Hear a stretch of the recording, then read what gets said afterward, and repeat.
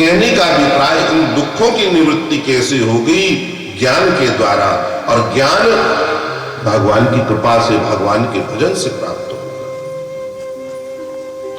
देवहूति माता जब इंद्रियों से अतृप्त रही और प्रार्थना की तो कपिल जी ने उन्हें ज्ञान दिया, और उस ज्ञान को हृदय में धारण करके वो अपने परम पद को पाया उसने।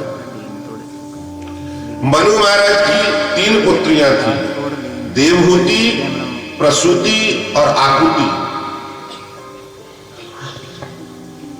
मनु महाराज ने देवहूति का विवाह कर्दम जी से करवाया, कल आपने सुना। दूसरी कन्या का विवाह आकुति के साथ, आकुति का विवाह प्रजापति रुचि के साथ पुत्री का धर्म के अनुसार करवाया। पुत्री का धर्म ये कि अपनी बेटी उन्होंने दान की और कहा कि इससे जो भी संतान होगी, जो होगी संतान, उसमें से एक संतान हम ले लेंगे। प्रजापति रुचि और आकुति का विवाह हुआ और समय आने पर उनके यहाँ एक पुत्र और एक पुत्री का पैदा हुई, यज्ञ और दक्षिणा। यज्ञ और दक्षिणा जो साक्षात लक्ष्मी और नारायण के अवतार। तो जो पुत्र था उन्हें मनु महाराज ने ले लिया और देखा कि ये तो दोनों लक्ष्मी नारायण के अवतार हैं, तो दोनों का विवाह संपन्न करा दिया पुत्रिका धर्म के अनुसार।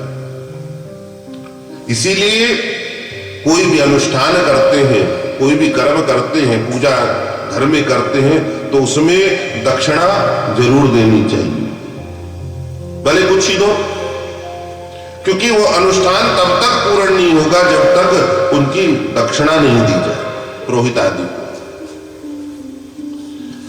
और तीसरी कन्या का विवाह, प्रसूति का विवाह दक्ष प्रजापति के साथ हुआ। सूत जी महाराज कहते हैं कि मरीचि आदि 9 ऋषियों के साथ जो विवाह हुआ था देवहूति की कन्याओं का, तो मरीचि की पत्नी कला से कश्यप और पूर्णिमा 2 पुत्र हुए। पूर्णिमा के विरज और विश्व के 2 पुत्रों और देवतुल्या नाम की कन्या हुई जो आगे चलकर गंगा बनी।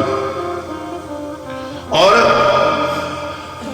अत्रि की पत्नी अनुसुईया से सोम, दत्तात्रेय, दुर्वासा, ये 3 जो कि ब्रह्मा विष्णु महेश के ही अंश थे, इन तीनों का प्रादुर्भाव हुआ। ब्रह्मा के तीसरे पुत्र अंगिरा की पत्नी से श्रद्धा से 4 कन्याएं उत्पन्न हुई जो अमावस्या और पूर्णिमा की अधिष्ठात्री देवी बनी। चौथे पुत्र पुलस्त के हवीरपुर नाम से अगस्त हुए और इनके एक पुत्र विश्वा हुए। विश्वा से की पत्नी इड़विड़ा से केशनी, कुबेर, रावण और कुंभकर्ण आदि विभीषण उत्पन्न हुए। छठे पुत्र क्रतु की पत्नी से 60,000 बाल्यखिल्य नाम के ऋषि हुए। 5वें पुत्र पुनः की पत्नी गति से 3 पुत्र हुए। 7वें पुत्र वशिष्ठ के अरुंधति से चित्रकेतु आदि 7 पुत्र हुए। 8वें पुत्र अथर्वा से दधीचि हुए।